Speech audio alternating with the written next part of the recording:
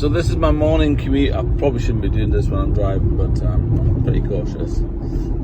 This is my Mache driving to work, which is about a 35-mile commute every morning and night. It's really funky actually. The screen comes up and it's really intelligent in that the car knows where you're going and when you go where you're going. So like, for example, on a Tuesday night I play badminton at a school, and it knows if I get in the car, which is about 2 miles from my house.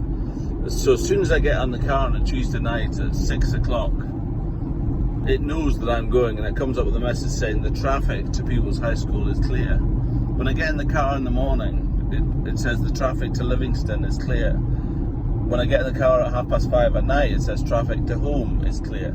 It knows, and if I go to Greg's, which is a coffee shop at lunchtime, I get in the car at 12 o'clock and it tells me the traffic to Greg's is clear. It's so intelligent. It obviously uses some kind of intelligence to know my travelling actions. I think you can turn that off, which is fine. Anyway, this is the touch panel, 15-inch. Everybody gets in it, thinks it's a bit too big, kind of thing. It's distracting, and you couldn't get used to it. But just like anything, I think it's you just get used to it. And initially, all you can do is focus on the size of the thing and you stare at it the whole time. But after a while, you just drive in and it's just there. It's just part of the dashboard. That's the main dash there, and then in front of you, you can see your range, your percentage of range. In the center tells you kind of when you're gliding over the lines. If you look, so if I move right hand side, see it's like moving red there. There's a button on the top left hand corner over here, which is for cruise control, and so there's speed limit come on, so it's registering the speed. Now you're going to get bubbles. See the bubbles? Now that's hands-free driving, that is. So that is me, and it's turning the car for me. I'm keeping a safe distance. It knows where the centre of the road is. If I leave my hands off the wheel for too long, it will beep and tell me to reapply my hands. There you are. Keep your hands on the steering wheel.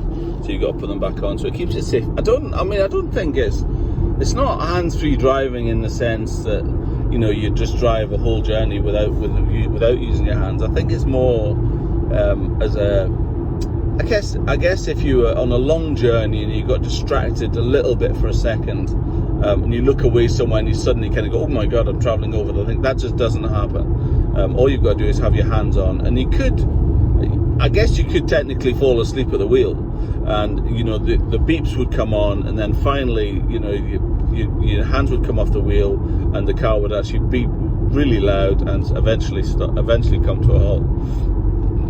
There's my average speed. So it says so you can see here I'm still hands-free here, and I'm still controlling it at 56 miles an hour, and it knows there's a car in front of me. The speed limit is 60. It also has the thing called predictive speed limiting, where you can do predictive speed, so it will run at 56 miles an hour, and it knows the limit 60, but so it wouldn't go over 60 miles an hour. You can see that I've done 12,560 miles, and you can see the gear I'm in. It doesn't really have gears. I guess it comes over the gear knob thing there. So you've got the usual just forwards, backwards. There's no paddles. There's nothing for changing speed or anything like that. That's where your hazard lights are and your handbrake. But yeah, and on the steering wheel, I just want to go over some of that though. So you've got the button there for which turns on this function and change it to, it's just a lane guide, I suppose, and it does slightly pull you if you have this function turned on, which I like to leave it on. It just, if I'm going around this corner, if it starts to drift to the right hand side, it will secure me and pull me back in a little bit, which is good. Speed limit is an obvious one, and then this is obviously increasing and decreasing your speed. This little thing here turns kind of, one of my favorite functions on this actually is the self-drive is actually on a bypass or on a motorway. If you're stuck in traffic, you can leave it 20 miles an hour, take your feet off absolutely everything, and you just leave it at 20 miles an hour, and traffic is completely still, stationary, and you can just have your feet on the ground, and the car will move forward as and when the traffic moves forward. So you don't need to you don't need to press the accelerator, you don't need to press the brake, and then if it stays still for like 20 seconds, you've got to press that button down there to kind of cancel that and make it start again, kind of thing. Top right hand button, that's anti-slide, I think that's EPS thing, the braking thing. Over here you've just got volume controls and things like that to turn off, to turn on maybe satellite navigation. So I'll do a little action here. Navigate to living. Search for your vehicle on your device and select it once it is found. That didn't work too well because my car's not connected to it. My phone's not connected to it. So it brings me out connectivity, I suppose. It's got, I think people like it compared to, like, so the Polestar.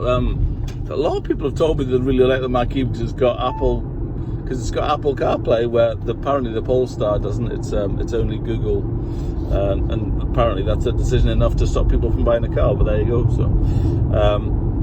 So it works with CarPlay and Android Auto. I've actually got both phones. I've got an Apple phone personally, and my business phone's a Samsung. Down here's your connectivity ports down there. So I've actually got two USB sockets, and that little pad down there. Probably most of you can see that phone down there is a hands-free charging station. If you lift off the mat up below, you can actually see the charging place down below it. Really comfortable, seats are really, really comfy. I mean, like I say, this is a proper base model, it's nothing fancy at all. It's got standard wheels, it's got standard interior, but it's pretty nice. It really feels really solid. The steering wheel is lovely, and obviously it's got the pony, which is awesome. And that is a sound bar across the front of it. The next model up has got things like panoramic roof, don't have that. It's also got slightly bigger wheels. I think they're 20-inch kind of diamond cut wheels compared to my council wheels, which are fairly basic, but I think it's perfectly alright. The sound quality is great. The drive is comfortable. It doesn't have I guess you have turning up side mirrors. They'll automatically turn as and when you park and that kind of thing, which I suppose some people are bothered about. For me, it was more. I'll make another video about the commercials of the company car tax, was because the emissions are so zero in this car.